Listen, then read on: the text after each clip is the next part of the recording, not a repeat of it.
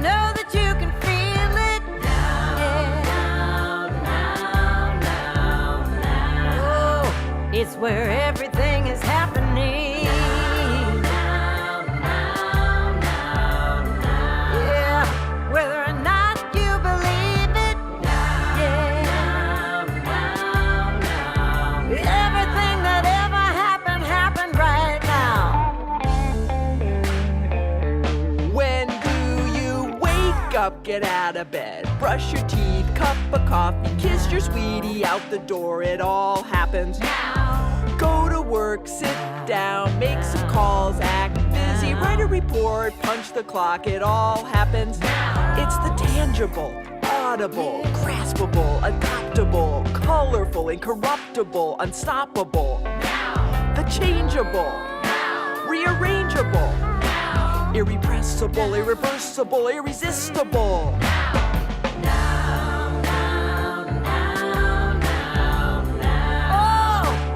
I know that you can feel it.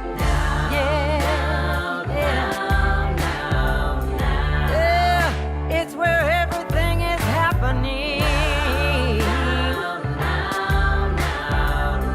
Yeah, whether or not you believe it. Yeah, everything that ever happened, happened right now. When do you meditate, fall in love, make mistakes, change your mind, fall down, get up? It all happens now. Dream a dream now.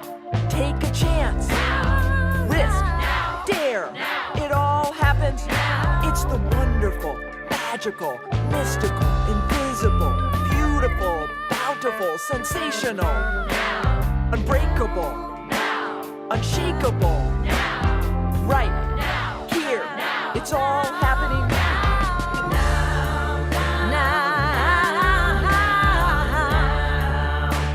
I know that you can feel it. Yeah. Oh, it's where everything is happening. Yeah. Whether or not you believe it. Everything that ever happened, happened right now. Timeless, shapeless, nameless, ageless. Now is the place where dreams are born. Now won't hurt you, blame you, shame you. Now's been here since you were born. Dream a dream. Take a chance. Risk. Dare. It's all happening in the unbreakable, unshakable. Right here. It's all happening. Dream a dream. Take a chance. Risk. Dare. It's all happening in the unbreakable, unshakable. Right here. It's all happening. Everything is happening. Dream a dream. Take a chance. Risk. Dare. It's all happening in the unbreakable, unshakable. Right Everything that here. ever happened, It's all happened happening right now. If you like this video, subscribe to our YouTube channel. And if you'd like to see more content like this, please join us on Patreon. The link is in the description below. Thank you. We love you. See you next time.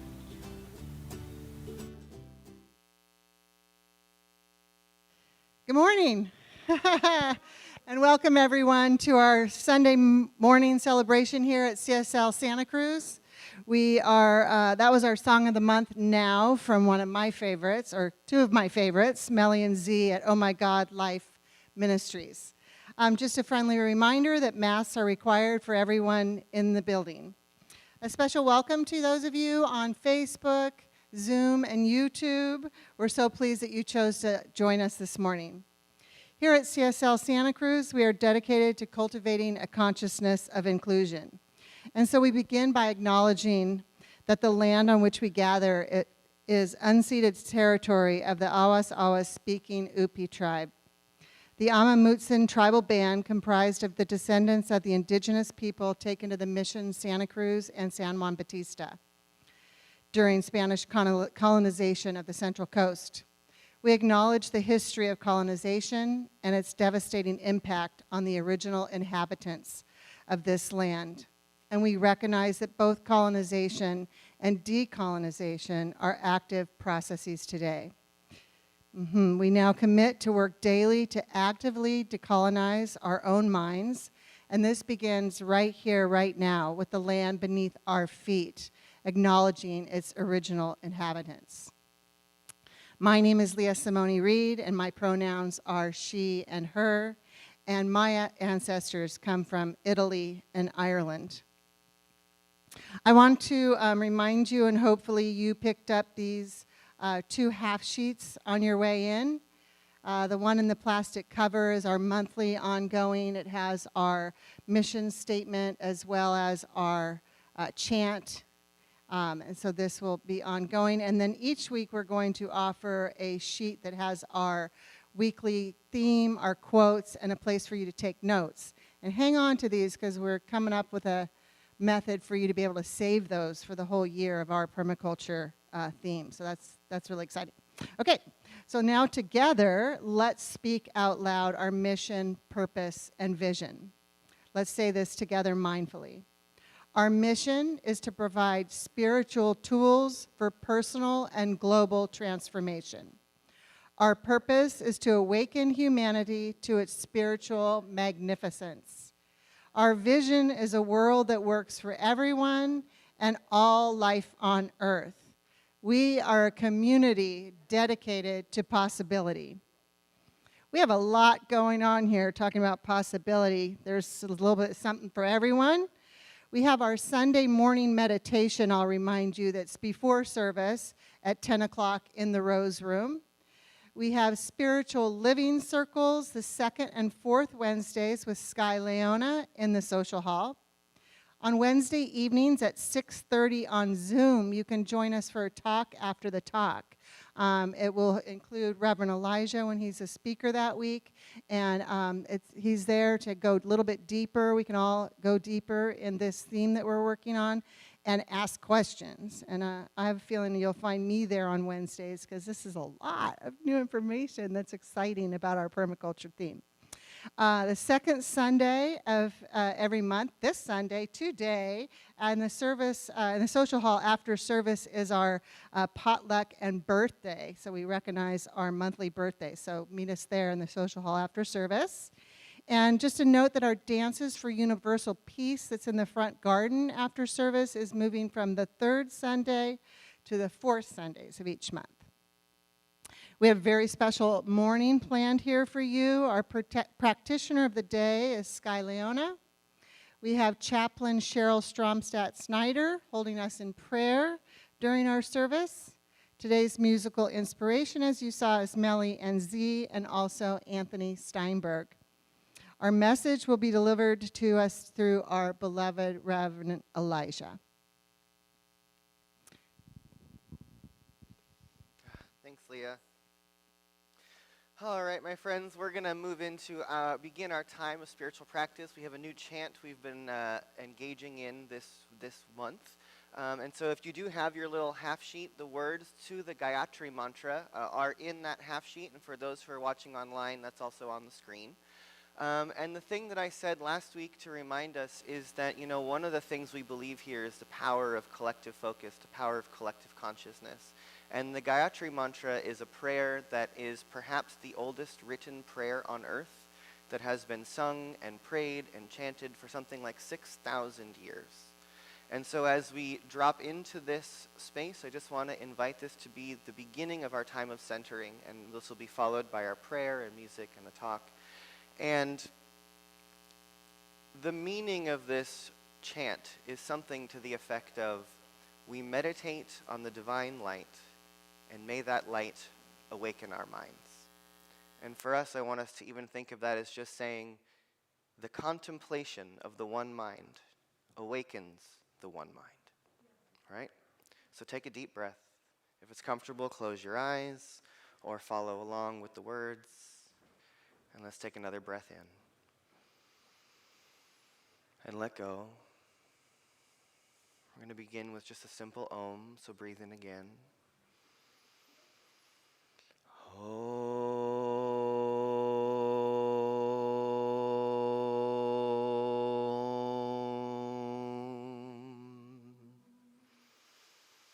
Om Bhurvah Swaha Tatsavirturvarenyam Bargo Devasya Dhimahi Dhiyo Yona Prachodayat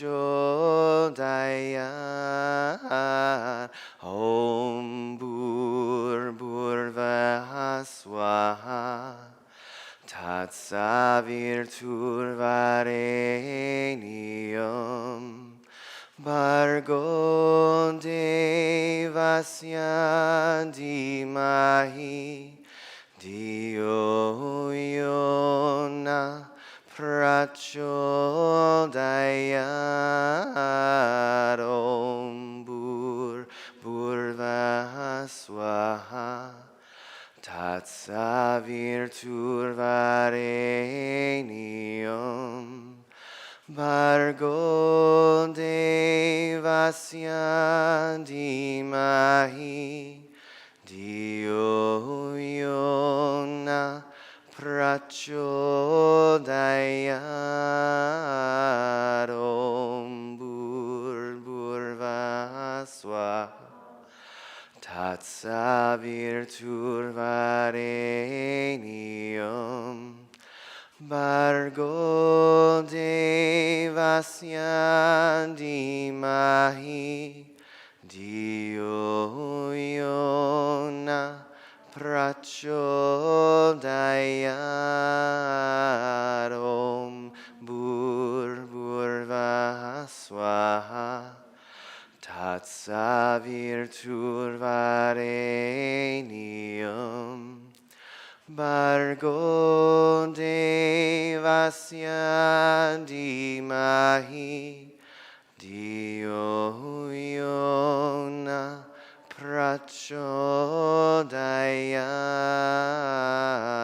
Om Bhurvah Swaha Tatsavirturvarenyam Bargo Devasya Dhimahi Dhiyo Yona Prachodayat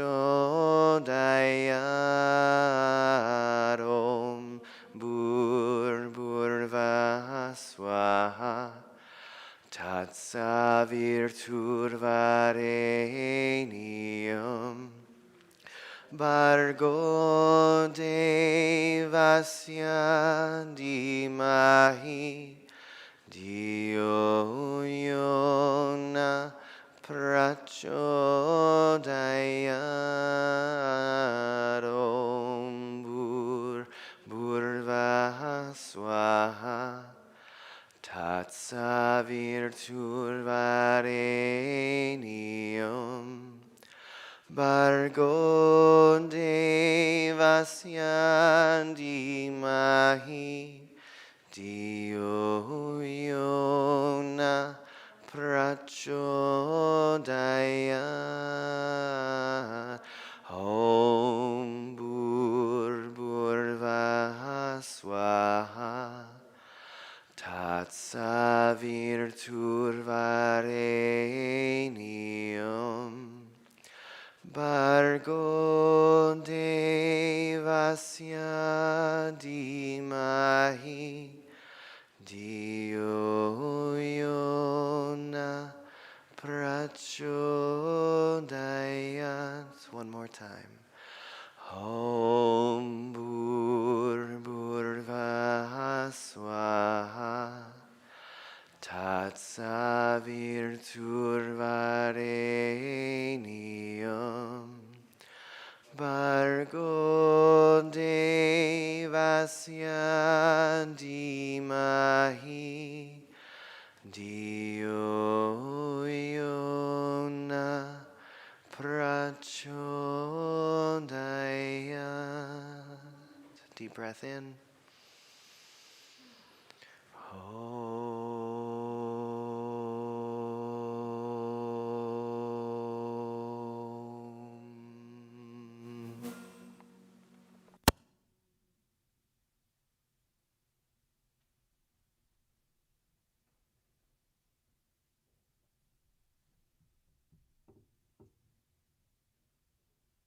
Hello. I am Sky Leona. I'm a licensed practitioner here at the Center for Spiritual Living. My pronouns are she and her. My folks come from Sweden and Wales. So join me now, if you will. Closing your eyes, allowing your body to relax into your seats. And we're going to take a few moments to reflect on 3 ideas. Reflect on this idea. A new era of our lives has begun. Breath in, breath out.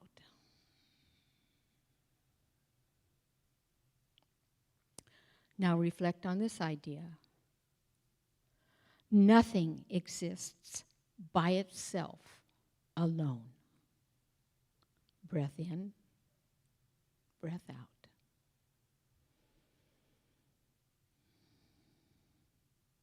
And now consider this. God is not a person. It is infinite intelligence and love, and the creative consciousness of all that we perceive.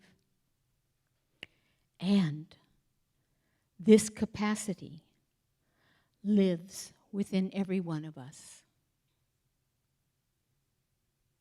So I'm knowing that as we gather, both here and online, we are creating a sacred space in which to expand, to become more of.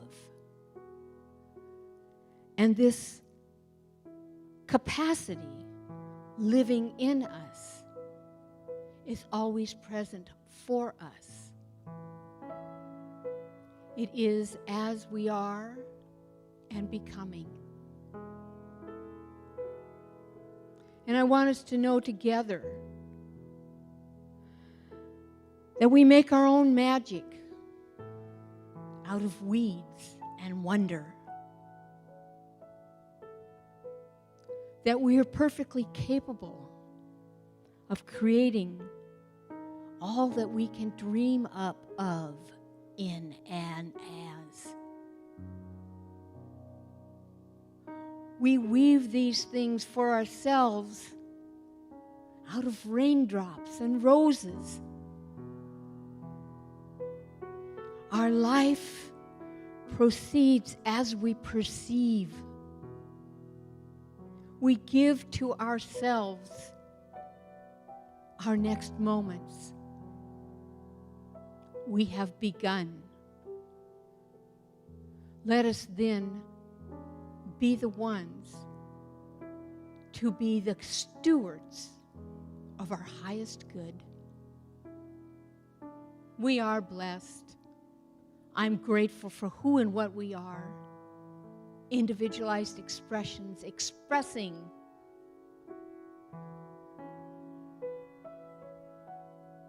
I'm leaving these words then in that infinite mind that says yes to us at all times, no matter what we are thinking and concentrating on.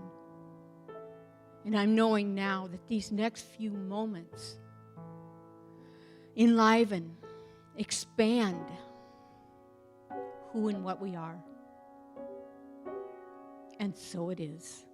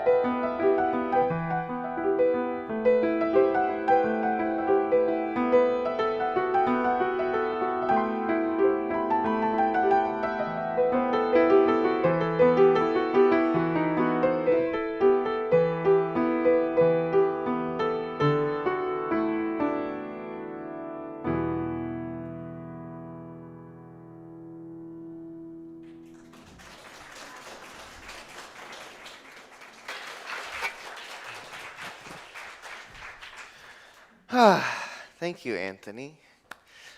I just want to say an extra thank you to Anthony and also to Melly and Z for their videos we're using today.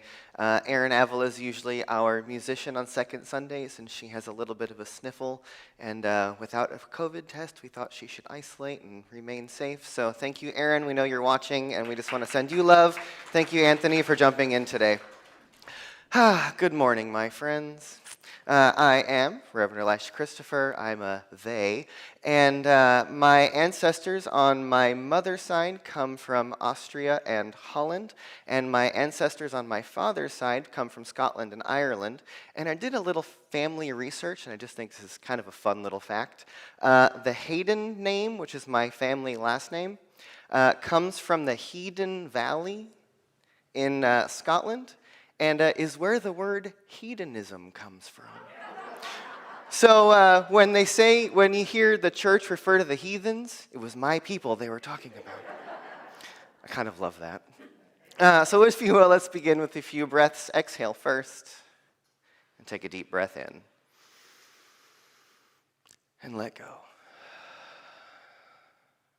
Another deep breath in. And let go. One more. Breathe in. And let go.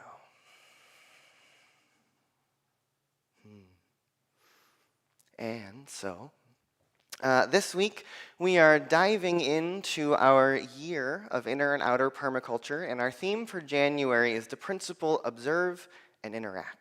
It's the first principle of permaculture. It's also, I think, the first principle of science of mind. It's the first principle of mindfulness, the first principle of spirituality, right? Is observe and interact. That there is observation necessary before action. And I think this is a fundamental and simple principle, but it's something that gets overlooked a lot. And we're going to start with a quote. I've been doing a lot of research on permaculture in the last couple weeks, and I'm going to read you this from someone named Tim Sonder from a website called edibleevanston.org. And he's talking about the principle of observe and interact, and he says, although observation seems obvious, it's often the step that is left out of the equation when we start a project. The world around us is full of examples of people acting without having really observed how the sun moves, how water flows, how the wind blows. We have to know how nature works if we want to be able to work with it. When you take time to slow down and simply observe something, a plot of land, a group dynamic in your office, or in your chicken flock, it gives you time to reflect on what is actually happening right in front of you. This gives you information that can then be useful as you move forward in creating better, more efficient, and abundant designs for living. Just observing makes nothing happen. Just acting can make problems bigger and bigger. We need to balance the two. And I think that this quote is incredibly relevant to the world that we live in. You know, this idea that we see a lot of people, especially in spiritual communities, doing a lot of observing with very little action. Right? We sit on our meditation cushions, we think about our thoughts, we make our vision boards, we observe, and sometimes it goes nowhere. And then we see the other half of the world, the not-so-spiritual world, who just seems to be acting without much observation, and with very little bridging of the two. And in the principles of permaculture, observe and interact is incredibly important when you enter into a new space. If you enter into a new space, perhaps you want to spend a year and learn how the patterns of the sun are. Look where the shady spots are. Where are the wet spots? Where are the dry spots? Where are things growing easily? Where are things struggling? And then you use that information to then start to make a plan about what it is that you want to do that will work in harmony with the system that's already there. And the modern mind, the colonial mind, often says, I'm going to go into a space, I'm going to impose my will upon it, we're going to strip down everything that's here and start over again and build what we want, with very little observation or consideration of the flow of nature and energy.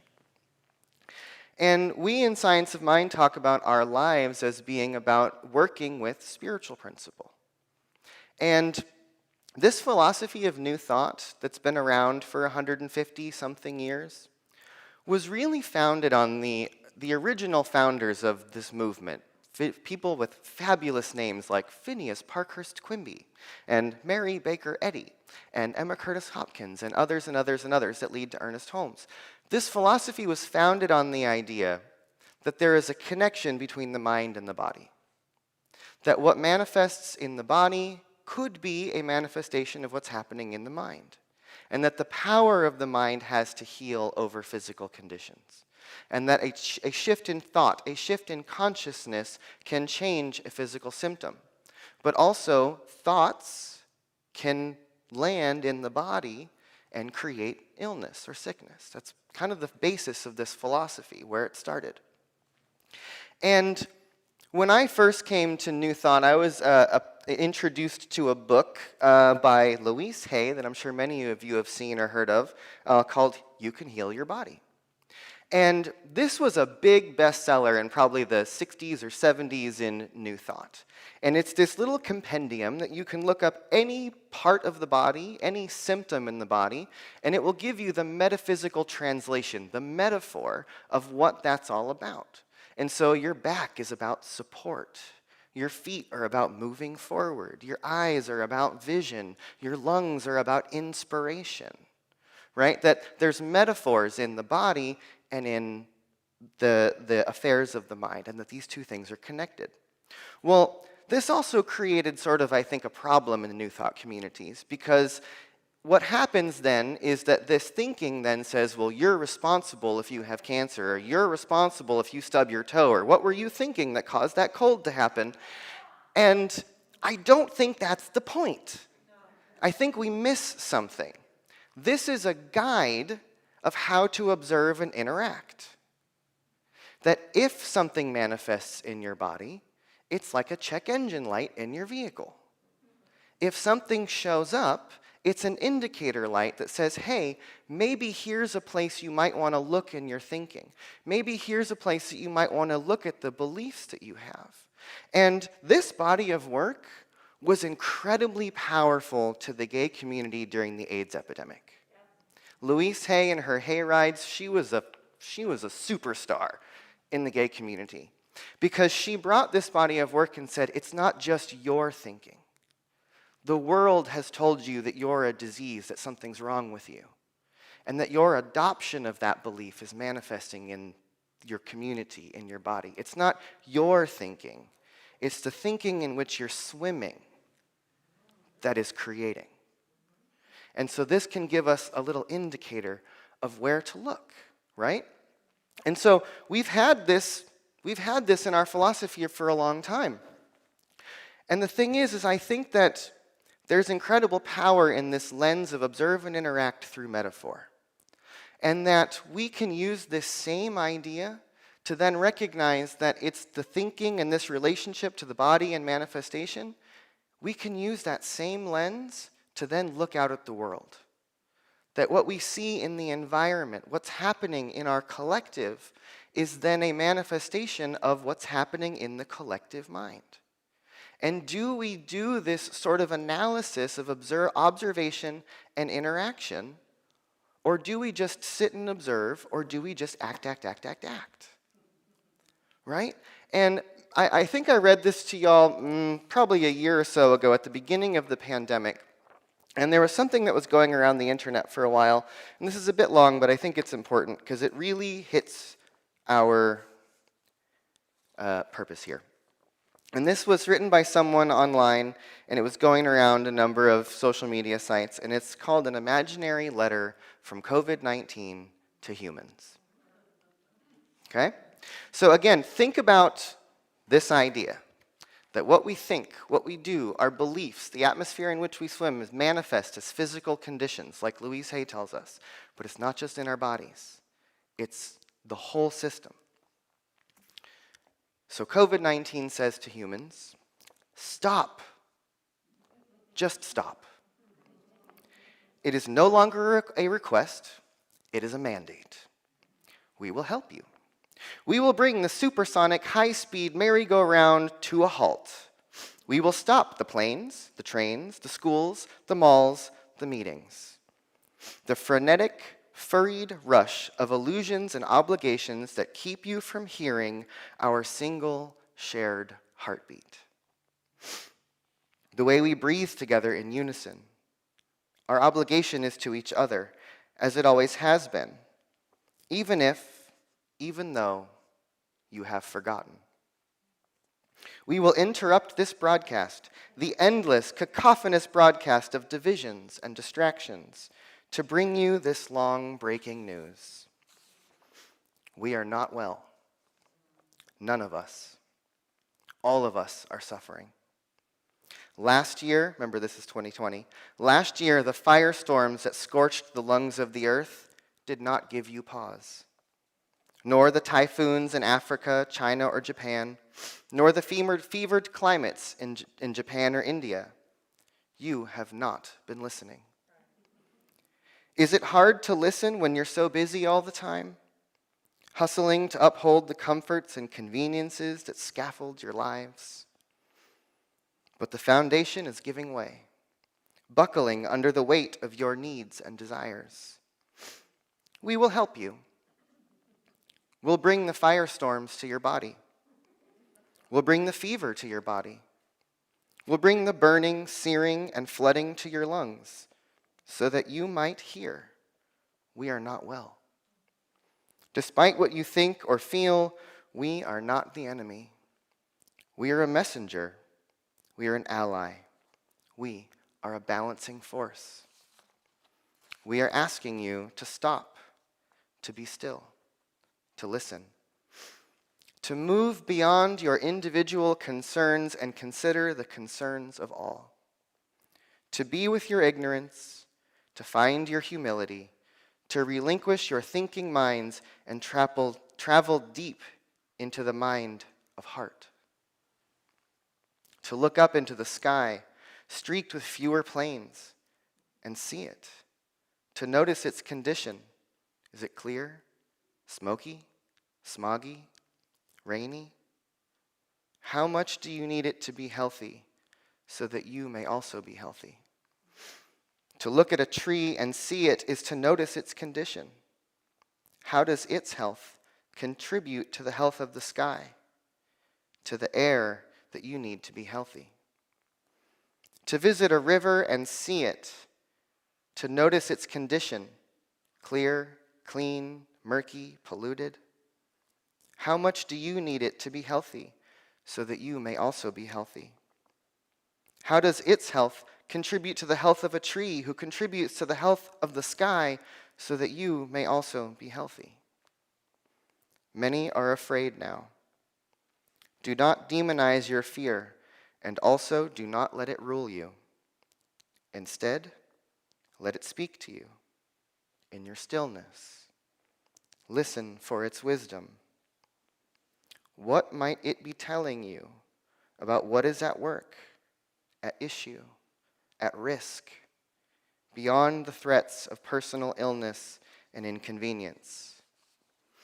As the health of a tree, a river, the sky tells you about the quality of your own health. What might the quality of your health tell you about the quality of the health of the rivers, the trees, the sky, and all of us who share this planet with you? Stop. Notice if you're resisting. Notice what you are resisting. Ask why. Stop. Just stop. Be still. Listen. Ask us, what might we teach you about illness and healing, and about what may be required so that all may be well?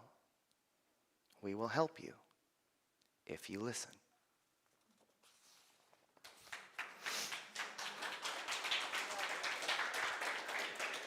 Now, can you see how that letter is a perfect example of how our thinking, our perceptions, our beliefs, our behaviors, our choices are manifesting not only in the world but also in our bodies? That what Louise Hay is talking about, and you can heal your body, and what this individual is talking about in this imagined letter from COVID-19, these are the same principle at work. This is new thought, right? And a little while ago, Ron and Marianne gave me a book called Inflamed. And is the deep medicine of anatomy and injustice. And this is this on a global scale. This book talks about all of the issues that are happening in our world and in our environment and relates them to systems of the body. And so it talks about issues of the blood and talks about the issues of salmon and rivers. It talks about the issues of deforestation and the loss of the flora and fauna in our guts.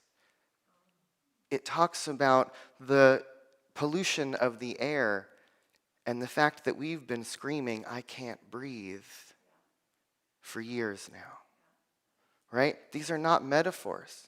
Think about this, that as COVID-19 rose up into the world's consciousness, the murder of George Floyd happened, that there are people dying in hospitals on ventilators and people marching in the streets saying, "I can't breathe." This is the planet crying out through humanity that we are being suffocated by our way of being. That there is a manifestation happening in our collective body, in the body of the earth, and in many of our physical bodies. And it's not just our individual thinking anymore. It's that we're part of a global collective. And that we need to begin to navigate in a new way. And this idea of observe and interact, I think, is the fundamental principle. That we have this philosophy. We've been teaching what Louise Hay has been teaching for 30 or 40 years. And yet how many of us have taken that same mentality and then looked out into the world and saw the fevered climate and then saw COVID and said, wait a minute, the fever's coming into our bodies. These things are not unrelated. If we actually want to emerge towards this vision of a world that works for all, we have to begin to navigate the world that is, observe what is, and then begin to make the necessary shifts and changes. You know, in Louise Hay's book, she says, if there's this condition in your body, begin to use this affirmation or this mantra. Begin to shift what you're focusing on. Begin to change the interaction based on the observation. Notice something first, and then figure out how it needs to be different. We are in the most interesting of times, right? And we got here from a whole lot of action without the observation. With a whole hundreds of years of colonialism has been about just imposing will onto the other without acknowledging the impact, without acknowledging the struggle, without acknowledging the damage. We've known, scientists have been screaming about global warming since the 70s. And we have just continued to act and act and act and not shift based on that observation. If we truly saw what was happening around us and then used the power of our minds to actually think about it all, to look at how it's reflecting back to us, and then begin to figure out what we can do to move forward, that's the kind of spirituality in action that we're trying to wake up here. Because spirituality that just leads us to observation isn't going to get us anywhere if we don't do the next step. Quantum physics will tell us that observation is interaction, but we'll get to that in a couple weeks. Because there's something there for us as well, right? But it's the observer who is the one who's making choices in the universe. That we have to observe. And I hear a lot of people in spiritual community say, oh, I don't watch the news. I don't want to hear about that, it's negative. If you're not observing, how can you know how to interact? We have to observe our inner world. We also have to observe the outer world. How often do we act in ways with other people, whether they be students or partners or family members, and then reflect on ourselves and say, ooh, I probably could have done that a little differently. Right? You know, many of us know people who don't do that reflection and who are blindly smearing their stuff all over you and me and everywhere. It's everywhere right now. Because there's this disconnect between what we see and where we want to go. And I had this vision in my head the other day that what we've all been trained to, the world that we live in, the 9 to 5, go to your job for 40 years and then retire, that whole thing is just about follow a straight line. Just be an arrow and just go through whatever needs to happen so you can just get through it. And then I sort of saw this sort of a thing, right? Where we make a motion and then we kind of have to spiral around what just happened before we move on to the next thing. And there's this kind of activity of spiraling back around, of observing and then interacting again, observing and interacting, observing and interacting. And it's that kind of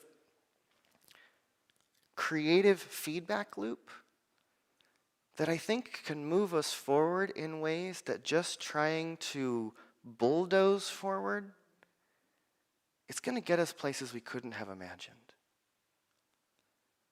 Because if we just want to impose our will on things, each one of our individual creativity is only so much. If we want to work with the powers of the universe, the power of the collective, it involves us having to slow down a little bit and take some notes. You know, pay a little bit more attention. You know, I know many people who have interacted with our modern medical system in some way. Many of you are in this room. And we live in a society that often just, again, even our doctors just want to act, to intervene, as opposed to observing and testing and looking. And, I know someone who was given a medication many years ago for something that had devastating effects on their body and found out that they just had a food allergy. Had the doctor observed and interacted and helped them find out what's causing the problem, things could have been very different. But instead, we just act. Well, here's the prescription. This is how we solve this problem. As opposed to looking back to the causes, to the roots of things.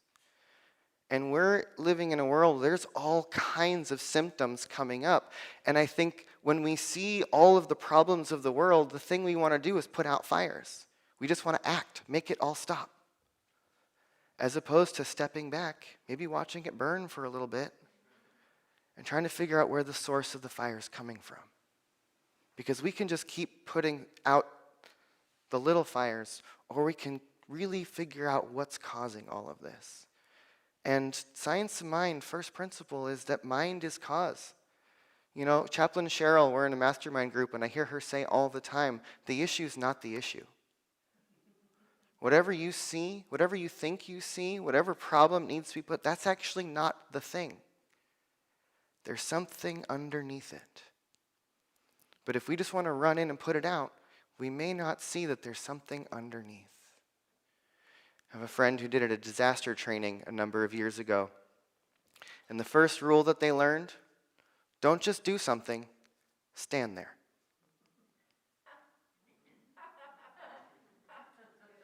When you run into an emergency situation, whether it's a car crash or a plane crash, do not just run in and start doing things. Walk into the situation and pause. Observe as many details as you can. Figure out who is in most urgent need of triage. Look at who else is taking care of what, and then step into where you're most needed. Don't just do something, stand there, and then do something. But we have to take that momentary pause first to look within, to reflect, to do the observation, to make the necessary analysis, and then take the steps that are necessary to work towards the healing. And so that is what we're doing here. Each week we're going to explore this concept a little bit more. Next week we're going to start talking about the observing and interacting that's going on in here. And how we take all this that we're seeing in our body and in the world and really look at the observation and the interaction that takes place within the mind. And so if you will, take a deep breath in and let go. I'm going to invite the ministers and practitioners to stand if you're in the room and take another deep breath. And so as we breathe this morning, my friends, let us just be first in this awareness that there is only one of us here. That there is indeed one seamless presence that is living and breathing throughout the entirety of the universe. And it is this one who is observing and interacting with itself through each one of us. That each one of our eyes, each one of our lives is the place where the universe, where the Spirit of the living God is observing its own creation. And then through our choice, through our participation in life, the interaction happens. And so let each one of us recognize that we are on a spiritual journey of evolution, of emergence, of continuously becoming something more. And that we are a people who are continuously seeking to be more mindful, to be more conscious, to be more aware not only of ourselves, but how we fit into the grand scheme of things. Remembering that we are so deeply interconnected, not only with each other, but indeed with all life on earth.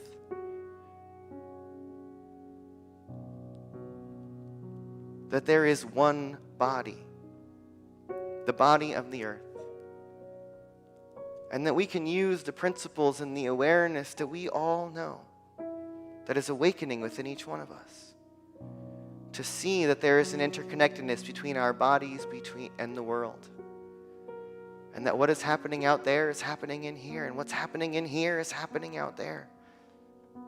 That there's no space in between because it's all interconnected. And so we are stepping into a deeper methodology of thriving, learning how to live in harmony with nature and tend to the garden of our own lives. Because each one of us has something that is waiting to bloom and blossom and come forward. And together we can awaken our own spiritual magnificence and bring forth a world that truly works. And we're going to build it right here in this place, starting with each one of us. And so let us just be in celebration and in gratitude of the opportunity to be in co-creation together. Always remembering that there is a force of evolution, that there is a power for good greater than we are, that there is something beyond us that calls us forward. And so let us listen. Let us observe and interact on purpose. And so it is.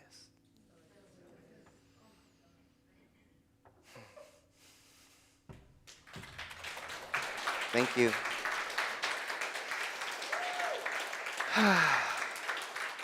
Thank you, my friends. And we have a special little treat. There's a sweet little video we're about to watch from Melly and Z, which are good friends of mine at Oh My God Life Ministries.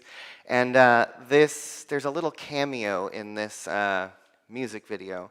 You look for someone who looks kind of like this, but without this part. So keep an eye out. I'm hiding in the background. Here we go.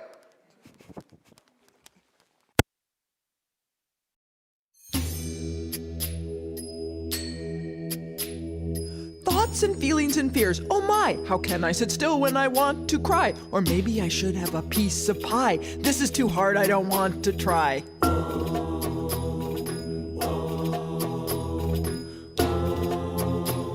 My nose has an itch, I will scratch it. But I am not supposed to scratch it. I'm supposed to be still, supposed to be chill. Nirvana will come and I'll catch it.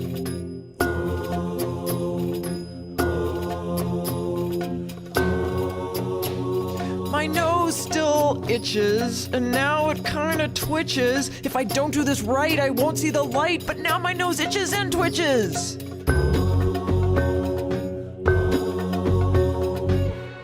This is the music of the mind. Chatter, chatter. And in the middle you will find. Doesn't matter. All you can do is carry through with the practice of the music of the mind.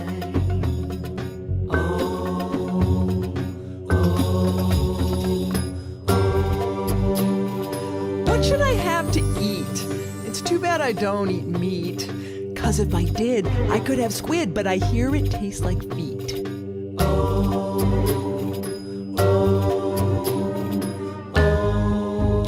Now everything is very slow. I think I must be in the flow.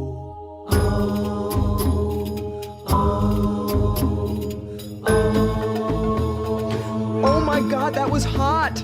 I'm better at this than I thought. My mind is like air, clean and spare. But wait, now I'm thinking a lot.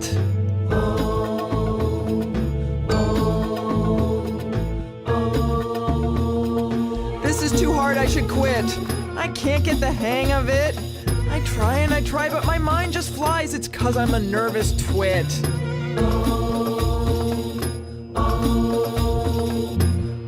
This is the music of the mind. Chatter, chatter. And in the middle you will find. Doesn't matter. All you can do is carry through with the practice of the music of the mind.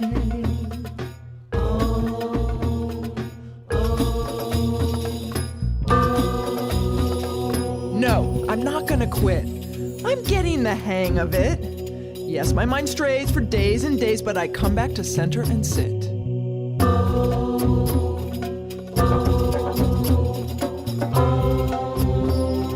Thoughts and feelings and fears, oh my! How can I sit still when I want to cry? Or maybe I should have a piece of pie. Thoughts and feelings and fears, oh my!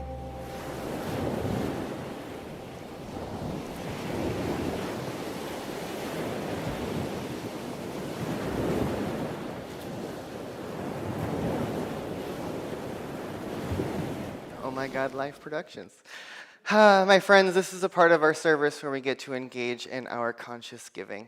And so if you have a gift to share with the center this morning, I want you to pull that out.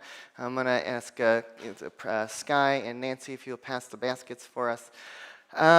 If you have something to share with the center, just hold it this morning. I think they're over there, maybe, somewhere. There's baskets around here somewhere. And for those of you who are online, there are a couple ways to give, which are on the screen right now. And if you're in the room, you can always use the QR code or the text to give. And as they grab the baskets and we start to pass this in a second, let's sing our blessing chant. Many of you know this. It's an old one. Take a deep breath in. Here we go. I am so blessed. I am so blessed. I am so grateful for all that I have. I am so blessed. I am so blessed. I am so grateful. I am so blessed. I am so blessed.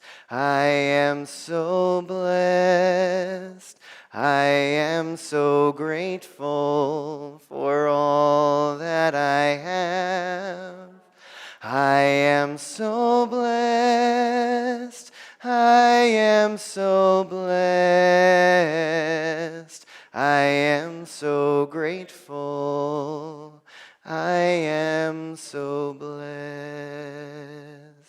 So thank you, everyone. Leah's going to come up and wrap us up. Thank you for your gifts, for your participation, for your attention, for your improvisation with the baskets. Thank you, everyone. Yes. Wow, thank you, Rev. Elijah, and everyone. Okay, so we have just a couple more things I want to tell you about as some classes coming up. We have our anti-racism book club, so you want to talk about race. 7 Tuesday evenings from 5:30 to 7 on Zoom starting February 1st. I highly recommend this. I think it's definitely an opportunity to stop and observe our thoughts, our feelings, our ideas about race before we jump in and act, which I know that we'd love to just jump in, right? But let's think about what's going on in here first. It's a great book, and I highly recommend this class. Okay, we also have our foundations class coming up with Reverend Grace Lovejoy. The foundations class is the science of mind. It's the first class on your way to becoming a practitioner. But whether or not you have that desire as your end game, I highly also recommend taking Foundations with Science of Mind.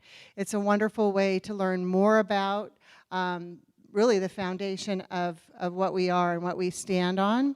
And it's and whether you've taken it or not, I've found that it's always a little different depending on who's teaching it. And we can all probably just imagine what the class with Rev Grace would be like. And I'm excited for this one as well. I'm going to have a busy calendar coming up. So I recommend this. It begins Sunday, February 6th. It's from 1 to 3 on Sundays. So the idea is you can come to service and then go get some lunch and come back and do your foundations class from 1 to 3. It's a $50 registration fee because that goes to the CSL organization. And then you can go forward with equitable giving for each class.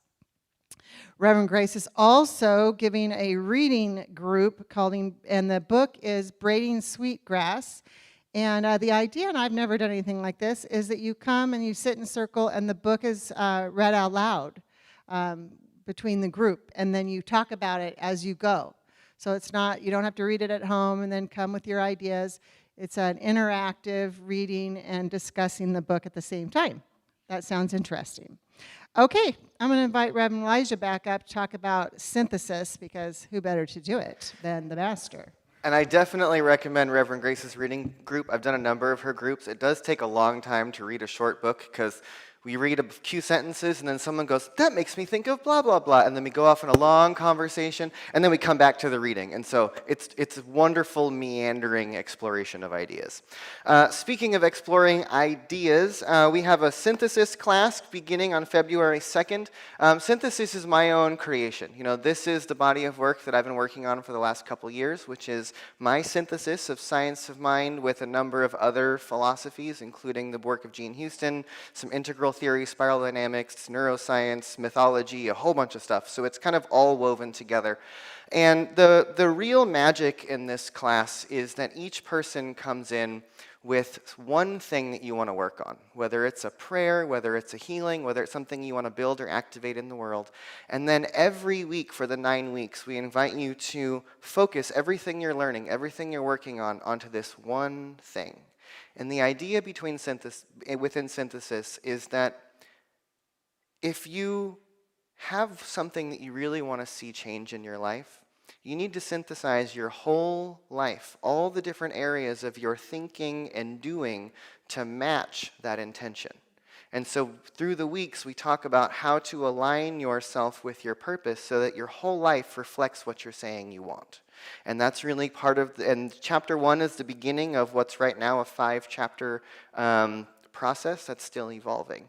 And so please do join me. And again, all of our classes here, we mostly offer under this idea of equitable giving, which basically means we can't tell you how much it's worth to you. You can tell us how much it's worth to you. So come to the classes, experience them, and then decide the value and give that back. That is how I was introduced to Reverend Elijah, was through synthesis. And what? You got to do it. I highly recommend. I'm so excited. I'm actually taking chapter 1 again because I can't get enough. And I'll tell you someday about my project and my results.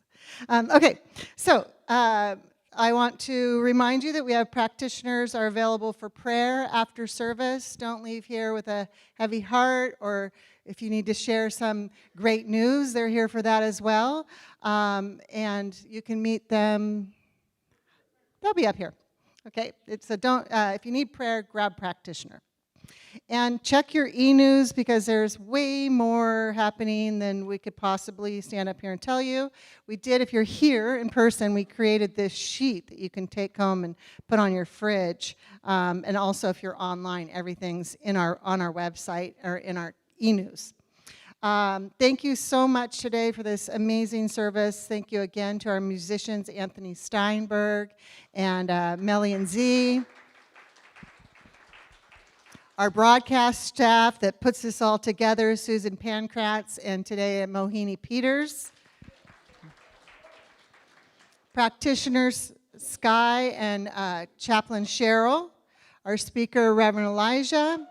Woo! Thank you, everyone that was here in person. It's so fun to see your faces and your masks. Yeah, and my one eye. So we're all here. We're all working it, right? And thank you to our viewers online, Facebook, YouTube, and Zoom. And thank you for everyone. Have a wonderful rest of your day and a great week.